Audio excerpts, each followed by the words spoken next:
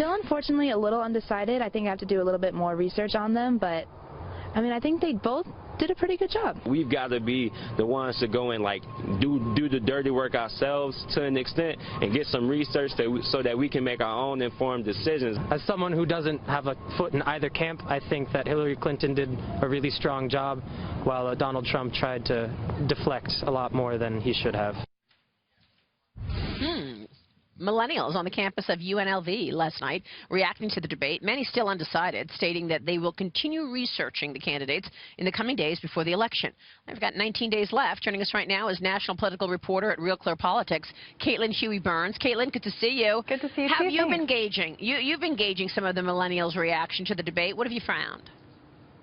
Well, I think young voters overall are kind of disengaged from this election insofar as whether they'll turn out to vote at all. We saw voter enthusiasm in 2008 and 2012 among young voters pretty high. And the question now is, you know, both of these candidates are very unpopular. If you're watching these past three debates, I'm not sure that any of them really moved the needle that far when it comes to young voters deciding whether they're going to turn out. If you look at the polling, Hillary Clinton is overwhelmingly winning millennial voters. There's not a question of whether Donald Trump can get those voters back.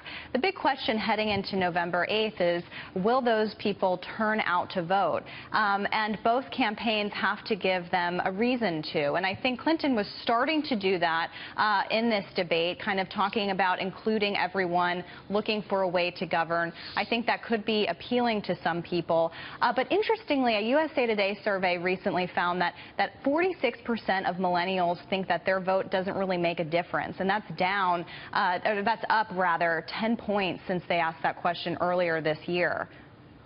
Caitlin, this is Mercedes, real quick. When it comes to the women, the young women millennials, they fled to Bernie Sanders in the primary. Do you think that it's going to transfer over to Hillary Clinton? Is there that enthusiasm from the women millennials?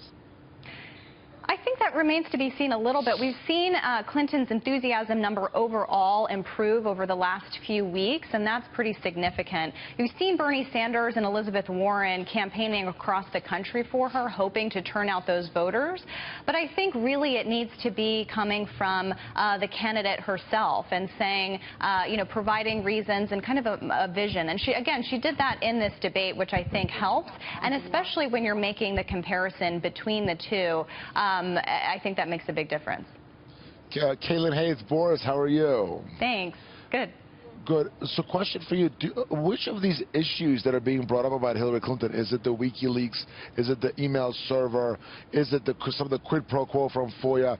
What do you think are the issues that are resonating the most with millennials? Is it the rigged system? What really rings a bell?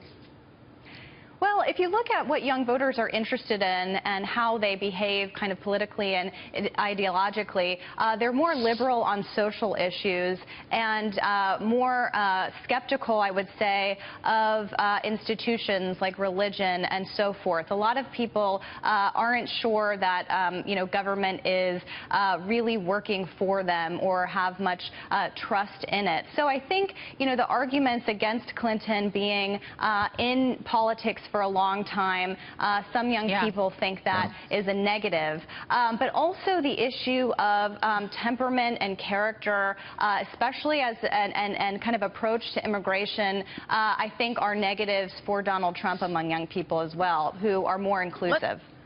Let's take a listen to a few more millennials on figuring out who they're going to vote for that we spoke with this morning. Yeah, I still kind of am undecided. I definitely felt like this debate went a lot better than the previous ones and a lot more issues got discussed. So I just need to do more research. Even though I'm not completely sold on Mr. Trump, I am definitely not as hateful as I was once.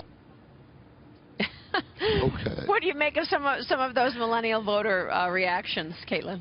Well, I think the question of whether millennials are undecided is more about undecided about whether they will turn out. And remember, a big challenge facing both candidates, but particularly the Clinton campaign, is that this threat of a third-party candidate.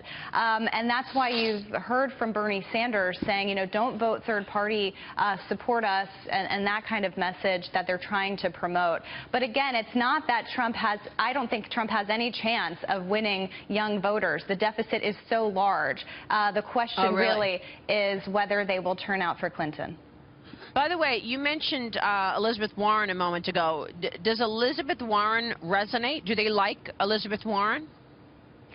I think she has the appeal to the extent, in some ways, that Bernie Sanders had an appeal on this idea of the economy isn't working for you right now. Remember, young voters right now came of age in a really tough economy, and they're still trying to rebound. Student debt is a huge issue. When I talk to young voters on college campuses, student debt is always brought up and trying to pay back those loans. I think Sanders resonates more, though, than Warren does, because he ran for president and because he engaged those young voters so specifically and in such a different way than we've seen from other candidates recently. I'll be brief. It's the reason also that the First Lady, Michelle Obama, is on the campaign trail for Hillary Clinton.